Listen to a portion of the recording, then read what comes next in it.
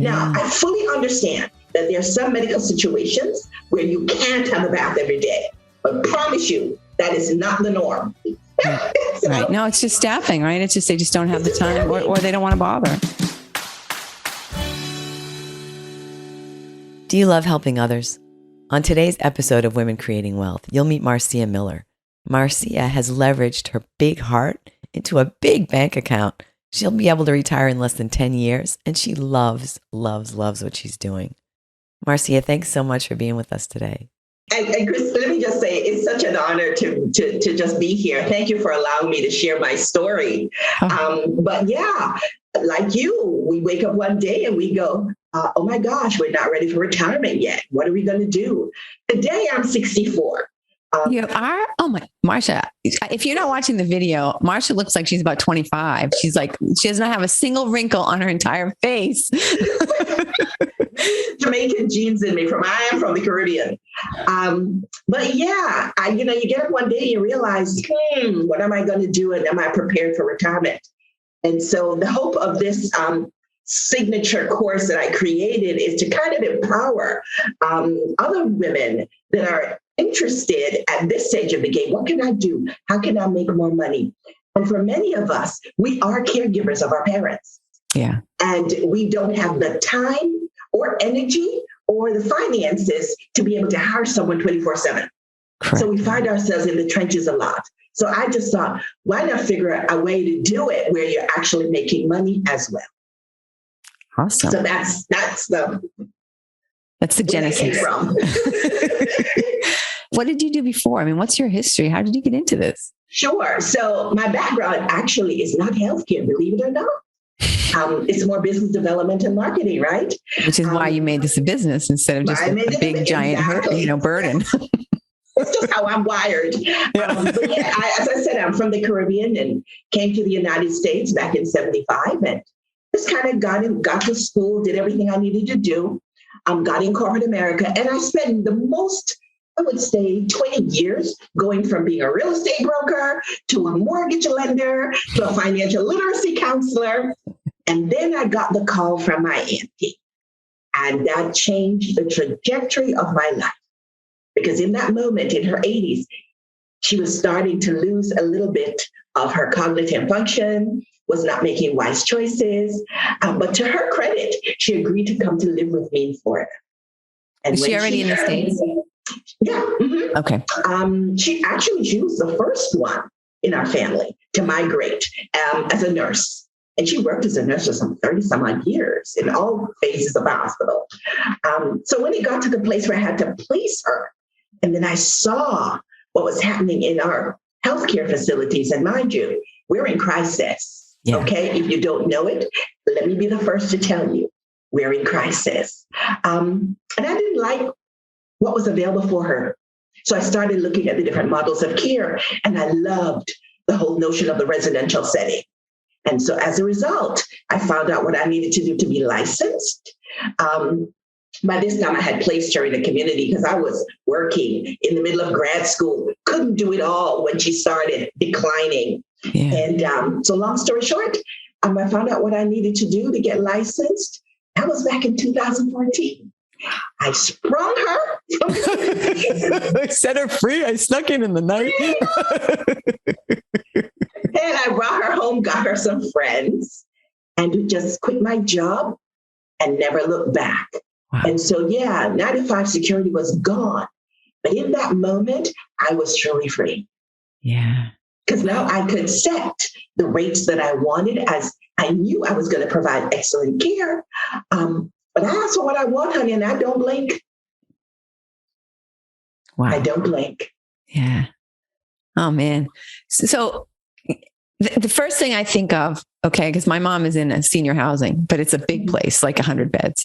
Yeah. And, she has her own apartment, but the thing she says, these people, they're so negative. They're so grouchy. They're, blah, blah, blah, blah, blah. They just want to talk about their ailments, how do you put together a community, especially a nice, small, intimate community like that, where everybody's going to kind of get along? Well, first thing, everybody's not always going to get along. So let's keep it real. In the 8 years that I've been doing this, Yes, I'm better at assessments now, but in the beginning, you're not sure. And so you end up, some women, if they're crabby and they're a pill when they're young, they're just going to be a bigger pill as they get older. That's it. Yep. Ask me how I know. My Aunt Dorothy was that way. Oh, no. She was So you're starting right off with that. And I'll say this because sometimes it's hard to care for your own because you don't get any respect. They remember you as a little kid, particularly in her case, she was a nurse and she knew I wasn't a nurse. So what are you doing? So you never really get the level of respect, but you still power through it because that's your family, right? So no, they all don't get along, sad to say, but you do get better at assessing and finding those that are sort of non-combative. And if it gets really where they start being a danger, then you have to give them 45-day notice after discussing with the family. So there are ways to navigate that. Now I have a group that are mwah, and they all get along. Nice. And it's a wonderful thing to provide that kind of care. So are you living in this home? This particular one I am. The other one that I'm getting ready to open in about maybe another 60 days, I will not. So this is called an adult family care home in the state of Florida. That one is an assisted living. This one, the owner must live here. That one you do not. Okay. And then, so what level of people? You know what I mean? Are they just older and they actually have needs that, they need to have Great things question. done for them? Everybody has needs, or they call them ADLs. They need assistance with daily living. But they also, for me, I like the dementia market. That is my gift. My auntie had it. I struggled through with it. So that is where my expertise lies. But there are some communities that only want to do veterans. Mm-hmm. So when I'm thinking of your audience and you're thinking, this is a space you want to go in, my goodness, the world is your oyster. I have a female-only community. Some only have a male community. Some only have veterans. Some only deal with mental health. So it's a standard license. So we can all do pretty much that kind of ideal client as long as their needs do not exceed our license capacity. If they become bedbound, if they need medication management constantly, then you need a higher level of skilled environment. So tell me now, you're not a nurse. So tell me what about the licensing and stuff? What does that entail? Is there training and stuff involved in that piece? Sure. Now that's also a great question because sometimes people are intimidating, thinking, oh my gosh, I've never done this. Or, my business background is business development and marketing. Zero nurse experience. I cared for Auntie for about 7 years before I started this. So experience as a caregiver, yes. But no, you don't have to be a nurse. But you get, in my case, you have to take a 12-hour class, and then you get your documents and you prepare for open. In the ALF, it's a 26-hour class here, and you have to sit the state exam. So it just depends which direction you want to go. It's really just that part, believe it or not, is easy. You either pass the test or you don't. Yeah. Really, that's the easy part. The harder part is navigating the short, what I call the soft skills, because the soft skills make or break your business. And that's one of the reasons I came up with my curriculum, because it deals with the humanity of it, how to talk to people, how to connect with your peers, how to stay engaged with your community, how to market your business. And marketing does not mean sticking a flower in my face. Just saying. It does not mean just handing me a business card and go. It's all about building those relationships. And so those are the things I cover in the soft skills, business plan development. Well, if you're going to go in business, you need to write a plan, get it all out of your head, put it on paper. So those are the things I cover. So on a daily basis, Marcia, tell me what's an average day for you? Sure. So let's use today. We get up at 7 a.m, and that's if I live here and I'm the night staff. My staff is here. She comes at 7. She leaves at 3. I'm on duty from 3 until the next day. So everybody pretty much gets up around the same time, between 7 and 8, and everybody gets a shower every day. Let me stick a pin right there. In the healthcare system that we have now, that's not given. You get a bath twice a week, 3. if you're lucky. That's real talk. So that's one of the reasons I also started mine, because my auntie was a nurse. She always got a bath. What is this? You don't bathe the people. Yeah. That is why when you go into the nursing home, it reeks. Yeah. You know? Yeah. Now, I fully understand that there are some medical situations where you can't have a bath every day. But promise you, that is not the norm. Right. Right. No, it's just staffing, right? It's just they just don't have the time, or they don't want to bother. It's staffing. We went through this with my dad, and if my mother didn't come every day, they might not get him out of bed. Never mind, give him a shower.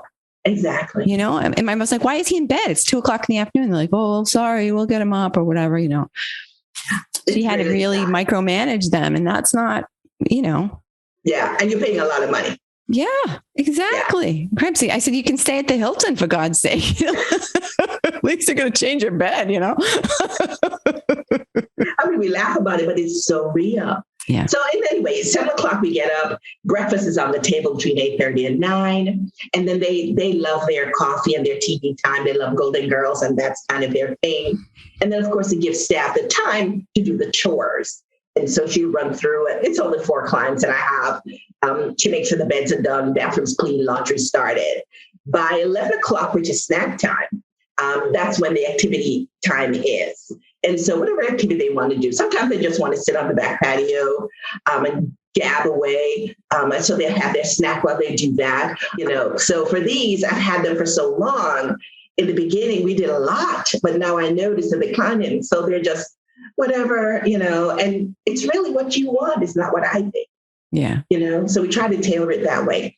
And then let's see, that's 11:00. And then lunchtime is around 12:30. And then after that, there's more little TV time. Some take a nap. And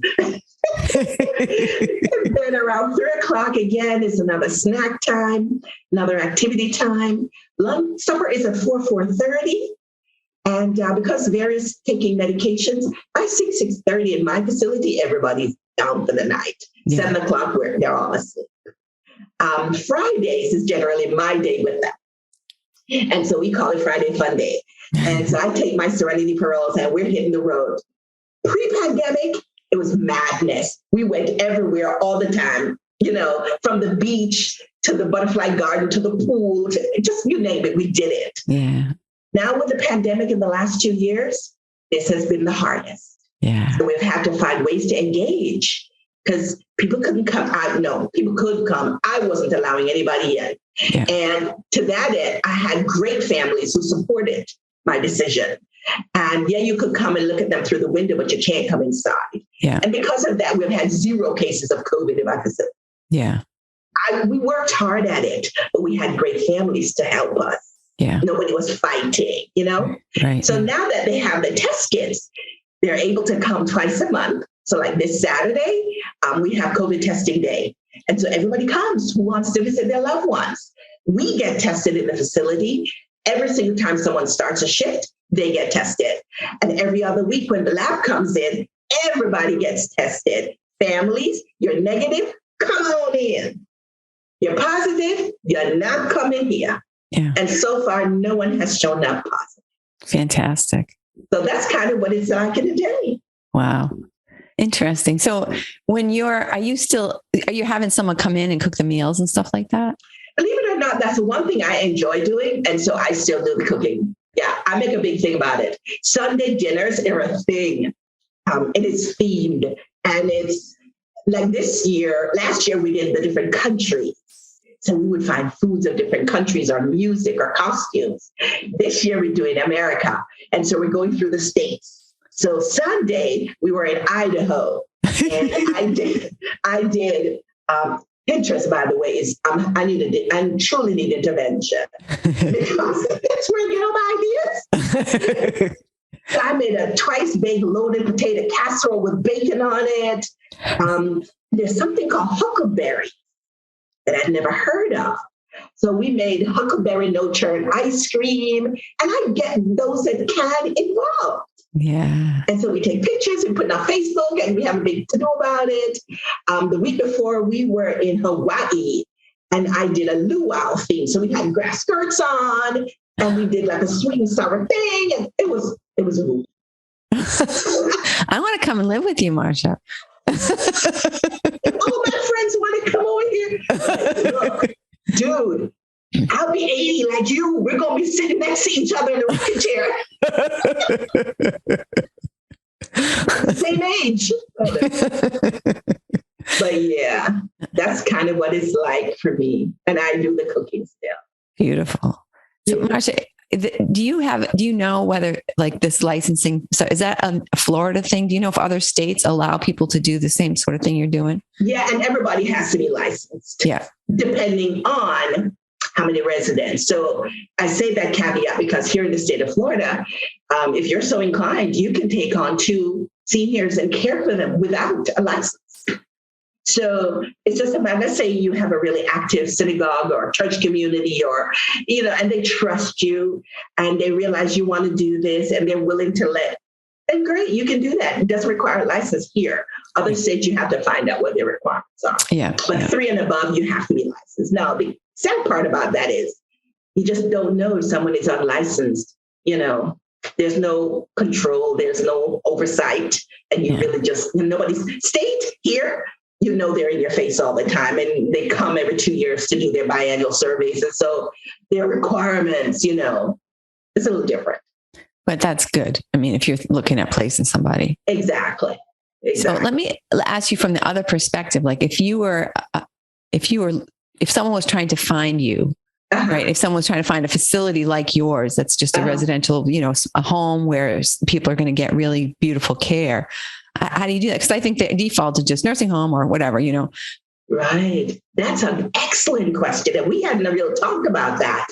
But I came across that because I didn't know where to look.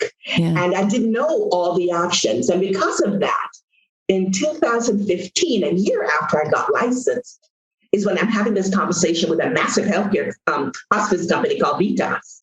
And they come out, and you've heard of them, maybe Vitas Hospice? No. Okay. I've heard of hospice, but I don't know. I think we have a company up here. Yeah. Okay. So Vitas is a national company. And so they would always come out marketing and saying, hey, this is us, this is what we do. And I said to the young lady, my goodness, I don't know anybody in the industry. I'm new. And she says, well, if you can get them all together, I'll buy lunch. And I thought, is that right? You don't have to tell me twice. Right? You're singing my tune. Let's go. Free lunch. So I got on the internet where I know we're all listed. And I called and I said, hi, this is Marcia. I'm new to the industry. Someone's offered to buy lunch for us. I'd love to meet you. Would you be interested in coming? Fast forward. The first meeting, we had 10 people to show up. I was excited because now I had friends in the industry that I'd never met. And so we had such a great time. And the next month, this lady calls me back and goes, ooh, so where are we meeting this month? Nice. Who's buying us lunch this month? We're meeting? Because I was happy, mind you. But what that did was it planted a seed in my heart. And so as we had a meeting, and we continued to have meetings, and then I said to the members, there were a few, like 3 or 4 of us that were always, yes, this is great, let's do this. I said, well, we need to formalize an organization. I said, my master's is in marketing, but my bachelor's is in marketing, but my master's is in nonprofit management and leadership. Let's create a nonprofit advocacy group so people can find us. Yes. And I don't know if it was madness, but we all did it. And we created the Residential Home Care Network, which is the nonprofit advocacy group for the private home community. That's it. So when you go to our website, you will see video tours of all the facilities that are members. And these are only residential, 16 beds and under. Okay. And so that was born in 2015. Good for you. You're a firecracker. Really. But this was a team effort, right? This was a team effort. We had one lady in another county going, I love it. Let's do this here. I said, well, that's going to be your chapter. And so Osceola chapter was born. I still manage Orange Seminole. Lake County chapter was born. And and they're mostly women. Yeah, that makes sense because women live longer. Right. And also, yeah. We're just wired that way in the caregiving space. Yeah. Yeah. And so, the Residential Home Care Network is the nonprofit advocacy group for the private home communities here in Florida. And so we're hoping to continue to build it out until we have every single one on this website. So when you want to find us, you will have one place to go. Oh, wow. That's fantastic ambition and so helpful, right? I mean, so helpful because I needed it and I didn't. Yes, there is a state website where everybody, but you have to figure it out. And so what we did was we reached out to the members and we said, hey, if you want to become a member of the network, just pay us. And what we'll do is continue to be sort of that marketing arm for you. And so when you go on there, you see their video tours and you have contact information for the owners directly. Yeah. How cool is that? It's fantastic. It's fantastic. I'm very impressed with you. I'm really excited that we connected. Thank you. So now, is this all private pay or is there any opportunity for any kind of like state or, could Medicare pay any of this or whatever? Great question. So Medicare does not pay for that. So that does get that off the table. Medicare covers your hospitals. Oh, sorry. I'm not there yet. So whatever it covers it. Yeah, Medicare, they take care of your hospitals and that sort of thing. Medicaid, if you qualify, we're able to bill long-term care companies to help support your care. But depending on the type of facility that you're in, will also depend on how much money that will defray the cost. So let me use a real example. In the adult family care home space where I am in Florida, our reimbursement rate from Medicaid is $12.25 a day. Let me just pause right there. That ain't going to cut it. That's not even buying the luau. Okay. That's their answer. $12.25 per day. Well, that's $300 and some odd dollars a month. So when I first started, the facility rates for a shared room was about $2,500 a month. My auntie, and I'll use her as an example, she had $1,500 from Social Security. She had nothing. She had no assets. She didn't have a whole bunch of money. All she had was her Social Security check. So that brings us to where you're talking about, are we retired and do we have enough money to cover the cost of care? No, we do not. Right. And Social Security is not a strategy, as we found out with her. Right. And so in placing her in that community, their rates were $2,500 back then. That's all she had, but she qualified for Medicaid. And I got her on the program. It took about 8 minutes to get her name released. But what happened was they took her little $1,500 and they waited to get that extra $1,000. And when it was time and her name got released, they were able to back bill. And so they were able to bill for the difference for her cost of care. Okay. So that's how that works.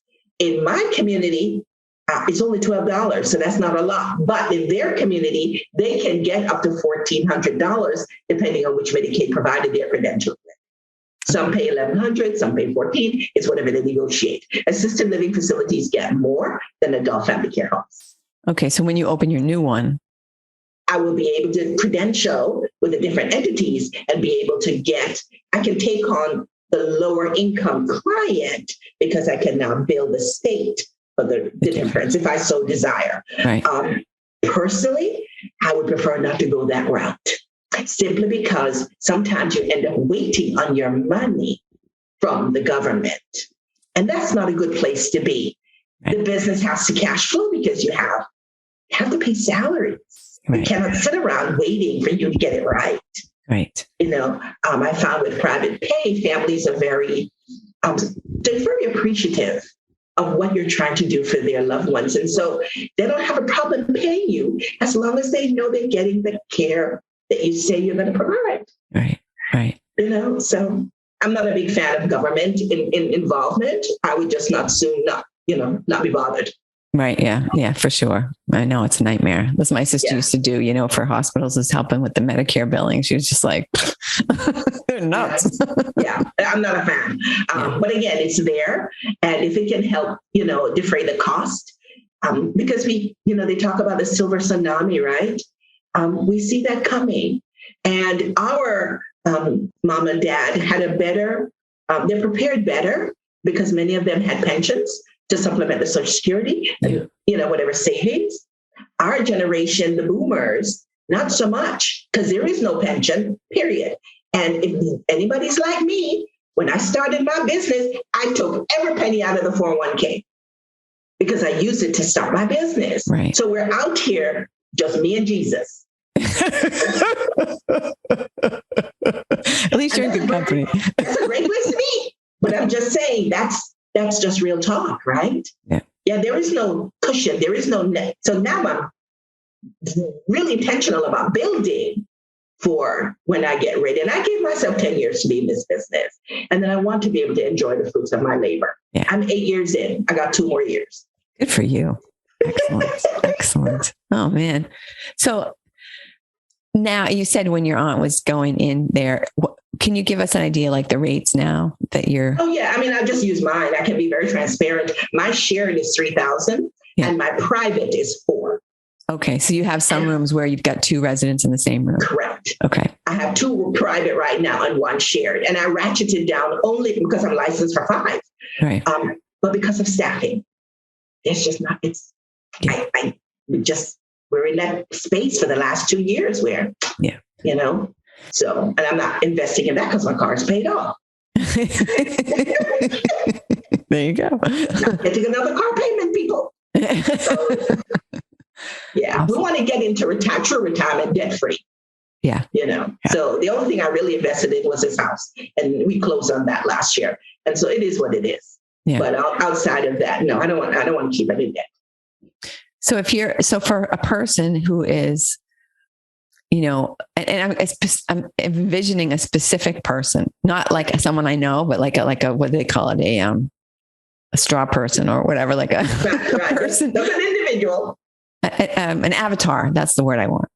An avatar of a person who is a woman who is newly single, or maybe, didn't plan to be single at this point in life. Maybe her husband's passed. Maybe she's divorced.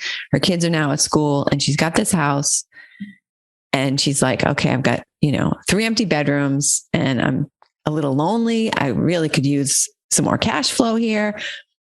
How would they go about getting started, in this type of a career? Okay, so that's where my signature course comes in. And quite frankly, I'm the only one that has this. Most of the courses will teach you how to prepare for the class, whatever it's a 26-hour class. Oh, right. All of that is regulatory.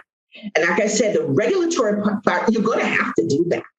But none of the regulatory classes, and I've done both of them, talk to you in detail about creating a business plan. And I cannot stress that enough. If that is an idea that you're thinking about, my signature course, I call it Spill the Beans because I literally tell you everything you want to know. I just feel my guts. But it's a video training that kind of walks you through everything from your why. Why do you want to do this? And if money is your only reason, this may not be the industry, simply because you're dealing with human beings. And when somebody vomits on you, cusses you out, attempts to hit you, that love will, it'll be gone in no time. Right. So we really talk about your why in the very beginning. And then we go into developing your business plan. That will take you some time because now you have to be intentional about doing research. And the more research you do, you're going to realize there's a less you know. And that's good because you're open to learning. That's what happened to me. I reached out to my local entrepreneur center and I shared that in my training to get paired with a mentor, someone with some business savvy. For example, I find there are a lot of nurses. They're nurses, right? And they have a little extra cash. So they go, they take the class, they open the business, and it sits there empty. Why? Because they have no idea how to do business. Right. They know how to be a nurse, but they don't know how to do business. Marketing. So I would say anybody that's interested in this, that's where my course comes in. It's a great starting point. And it really doesn't matter what stage you're in, because soft skills development is soft skills. You got to have a business plan, whether you're in Atlanta, Idaho, or Florida. Right. It is what it is. Right. Yeah. So what's your why? My Aunt Dorothy was my why. Yeah. She was my why. Yeah. I wanted better for her than I experienced with her in the facility that she was in. It was a little over 100 beds. They did the best they could with the staffing they had. Yeah. But she was a nurse for all those years. She was on the other side of that equation. And to get to the place where she was now in this, where she needed help, and it just wasn't being offered the way I like. Yeah. Not that they weren't doing it, but not the way I would have liked. Right. Like I said, on Fridays was our day, and I would go visit her on a Friday. I gave them lots of products, lotions, perfumes, jewelry, pretty clothes. So my expectation is you try to make them look like they normally would feel. Right. Whether they're present or not. Yeah. And I would go then pull her sock down, and it was dust bunnies. Yeah. Which meant that you haven't lotioned her all week. Yeah. So that ate to me. Yeah. So that was my why. Yeah. Providing care. And so now I get to do that. So I got to keep her for another 3 years before she passed and went to glory. I still have 2 of her original friends. But we've had, over the years, families to entrust us with their loved ones until it's their time to go. Yeah. So, yeah, Beautiful. That was my why. So are you administering meds and that kind of thing, or people do it themselves? It's called self-administration.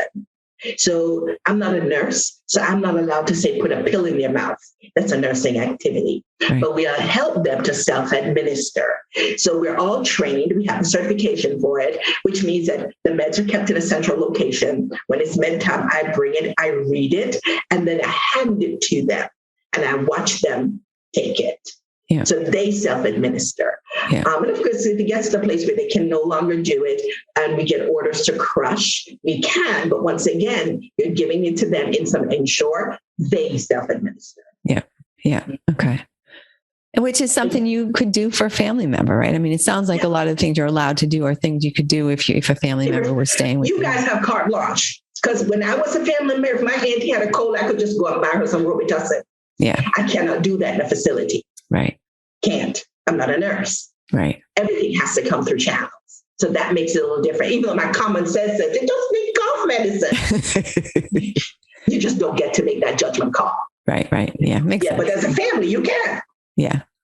Yeah. Mm-hmm. So the person who does the day job, is that person a nurse? Or do you have any nurses on staff at all? No, never did. And I prefer not to, because I don't want them coming with the mindset of how they were trained as a nurse. Pushing papers is not a part of this facility. Spending time, I tell them any day, housework will always get done. If I come in this facility and I see you sitting there with your feet up and y'all laughing at Lucy, my heart is happy.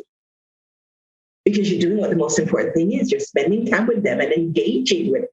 Yeah. For me, that is number one. If you've been trained as a nurse, it's all the time. Go, go, go, go, go. You got to. No. Yeah. No, it'll get done. I promise you the work will get done. Right. Because they do have their quiet time and you get stuff done. But paying attention to them is the most important. So my weekday lady, she doesn't have any certifications, but she has had experience working as a caregiver. My weekend lady is a CNA. She's been with me now. This will be 4 years every single weekend. And she has a full-time job. Okay. So it's a labor of love for her. Clone her. Oh my gosh. I have to ask her, so you sure you don't want to start a facility? I will tell you everything. I'll give you mine so I can move on to other projects. She's that good. Yeah. Yeah. Beautiful. Oh, that's so great. You treat them well, and they are your biggest assets. I mean, Richard Branson says it, treat your employees well and they'll take care of your customers. Right. Exactly. It has to flow. It has to start with the employees. Yeah. They have to be happy if your customers are going to be happy, for sure. Yeah. Well, obviously you take good care of them. I do. I do. They're like my little babies. They tell me because I didn't have no kids, I dress them up like little dollies. But guilty. But such a difference, right? Such a difference where one person is able to engage with them who, I mean, just hearing about your, the Sunday luau and the days, Fridays off in the bus or whatever in the car to go off and do things. Yeah. I mean, that's just such a completely different standard of care than most people are getting in some type of assisted living. Correct. I would love to see more of these. Yeah. I would love to. So that's why I'm out here talking it up, training anybody that is serious about providing care. I'm willing to tell you everything you need to know. Yeah. Hold your hands, introduce you to others. Whereas I didn't get that. Right. But I really believe this is a standard of care that needs to be embraced more. Because if you ask anybody that's a senior, their desire. Classic example. One of my ladies that was here, she's since gone on. And I remember when I assessed her, and she was in a facility, rehab facility. And she says, Marcia, I don't want to live in the long building with the old people. Aww. That said it all. Yeah. You immediately got the vision of what and she was in her early 80s. She didn't see herself as old. She don't want to be with them old people. But old is a mindset, right? I mean, you can find old 40-year-olds. Okay. So yeah, that's not what their hearts desire. So if I can do in my short time here on earth, anything to help change that whole perception of, you must be in an institution. Yes, there's a place for it. Because it sometimes becomes medically necessary. Absolutely. But half the people that are there, they don't need to be. They don't need to be, right. Yeah. But there is no place out here. And the ones that are out here, if we had, like you said, I'm not a fan of big government, but if you have more support, instead of $12 a day and I had more support, I could do more. Right. Exactly. I could do more because I have to pay staff. You have to not do it yourself to alleviate burnout. Right. Exactly. You've got to have some time for yourself every day. You do. Yeah. Although it sounds like most of your you time is spent cooking. You know what? Not really, because I have a menu and they're like on Saturdays, I may do 2 or 3 things. Done. Yeah. So you just manage your time, or when they're going to bed, prepare whatever, done. Because I still have to get the administrative side done. I'm still running the network. I still got the training company, doing podcasts like this. So you manage your time. Yeah. You learn to manage. Yeah. So what are some big mistakes that you see people making trying to get into this business? I mean, you mentioned like doing it for money. That's a big mistake. Yeah. Not providing care. I'll just use a story that I heard from an advocate once that just made you cringe. She went to look for her client and discovered that they'd been left alone for some time. And the lady was feeling their military rations. There's just got to be some kind of, I don't know what that is that makes you think that that's okay. Yeah. So she had to take her client out and reported it and all this stuff. But that's just crazy, right? Yeah. Military rations? I know. That's horrific. And it wasn't an emergency? Yeah. So if you want to do this business, this is one of the things that I see. Not providing great care, going into it for money. The biggest thing I also see is just sitting back and thinking it'll come. You start your business and but it's beautiful, but nobody's coming. Yeah. And when they do come, you're nasty. You don't smile. You're just an attitude person. You're not going to be successful. Yeah. You're just not. In this industry, as big as it is here in Florida, it is very small because we see each other all the time. Yeah. We communicate. And of course, now that I have the network, I am communicating with everybody all the time, sharing best practices, sharing customers. We even got to the place that if you're short staffed, my lady says she needs to pick up some hours. We can help each other. Yeah. Perfect. We help each other, So those are the things that I see. What kind of person or personality do you think is a good fit to do this type of thing? Patience. Honestly, you could be bubbly, you could be not bubbly, you could be all of these things and we're all so different in how we approach it. But the one thing we all have in common is patience, because the reality is not every day is what you see on Facebook. We just put our best self on Facebook. It's not, there's some residents that are bullies. And not bullies to the place where you have to discharge them, but they have an ugly day or they have an ugly disposition. Yeah. And, they may go up to another one and make ugly comments. And I'll just use my auntie's stories because she had so many living in the big facility. But I remember she's African, obviously she's African American like I am. And she was having lunch with an older white lady. Now, remember, this age group grew up where racism was just like a thing. It was the norm. And not to say it's not the norm now, because it certainly is. Yeah. But it was more open and more overt. Yeah. Yeah. That's the best way to say it. Was more overt, right? Yeah. And so when I came to pick her up, and she's telling me the story, we were having lunch, and then the lady looked at her and called her the N-word. And she was like, yeah, and what we gonna do now? So I said, what did you say? You think that's something she saw on TV that she thought that was okay? No, she's 80s. That's what they do. That's how they talk to each other from where she's coming from. I thought she was rapping. I said to my auntie, because I didn't know what she responded to that. And I said, well, what did you say? She said, well, I looked at her and said, I don't know why trash were we doing.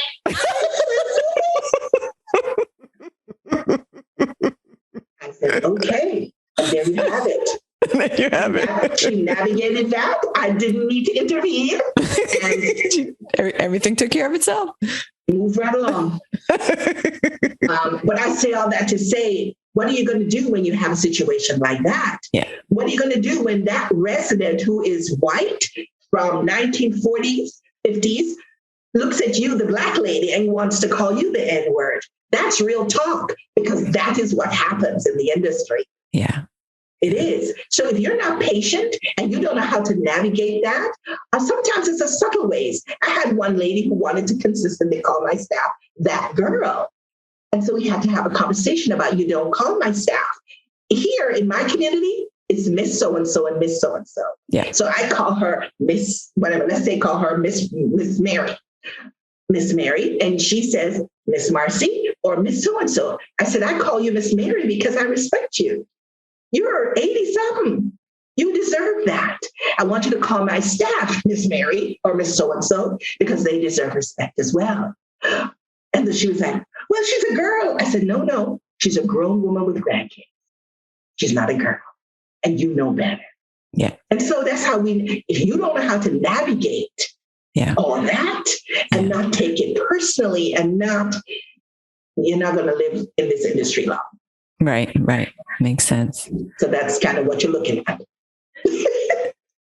So first of all, I want to say I have realized during the course of our conversation that I've been mispronouncing your first name, and I want to apologize for that. Thank you, my dear. Most Americans say Marcia, but I'm from the Caribbean and say Marcia. Yeah, and I should have asked. I usually ask, and I should have asked, and I apologize for that. I don't get bent out of shape again. It is what it is. Exactly. We just did it out of ignorance, and we just keep moving on. Is moving on. End of the world? No. No. At some point, you figure it out, and you move on. Exactly. So, Marcia, what do you wish I would have asked you that I didn't ask you? What is it that that you've been burning up to share, and that I just have not thought to ask that question? Ooh. Retirement. Okay. How do we prepare for retirement if we're behind the 8 ball? I'm behind the 8 ball. I think if you're 50s and 60s and you haven't started planning or doing, or you just like you say, I think it's okay to start now. Yeah. It's never too late to start. I got my master's in my 50s. Good for you. It's never too late to start. Yeah. So don't think, I'm too old or no. Start where you are. Yeah. Colonel Sanders did it at 60-something, right? That's right. Exactly. Hello. Yeah. So there's a lot to be said about the wisdom that we've gained over the years, and just start and just do what makes you feel fulfilled. Yes. What you feel is your purpose. Do that thing. Everything else will fall into place. And that is, I think, is the secret to long life, right? Is that purpose. If you are just keeping going with something that gets you out of bed every day, then age doesn't matter. Yeah. Yeah. So it doesn't, when the money will come, and if it doesn't come, it'll come later. As long as you're fulfilling that, I'm not there yet. Right? I haven't gotten to that thing where I have like tons of money in the bank or what have you, but I'm open to learning new things along the journey so that I will get to that place. And some of it will be monetized, some of it may not be monetized, but I'm the better for the education and the experience. Well, and that drive, right? That like that excitement, that, something that's going to like, oh, I've got to get up and, whatever, that you're excited about doing something, because it's like usefulness, right? Is the killer. Usefulness is what, makes people depressed, and they age, quickly, I think. And that's why a lot of them did not survive pandemic, being locked down in the larger facilities, because they were being now forced to be locked in their rooms for their own safety. And we all get it, because they were trying to not have it spread. But here in the private homes, we didn't lock them down. Right. You didn't have to muzzle them. I didn't have to. Right. We wore the mask. We continue to wear the mask when providing direct care, but we let them be free in their home. Right. Let them be free. And it's hard to do that in the large community. Well, it's impossible, really, right? You can't lock them out. You can't keep the public out. You can't. And you had to save their lives. But in doing so, that other part, that life on the inside, was being affected. Yeah, definitely. Mm-hmm. Yeah. Well, thank you so much, Marcia. How can people reach out to you? How can they get in touch with you and take your course and, connect further with you, have another joyful conversation?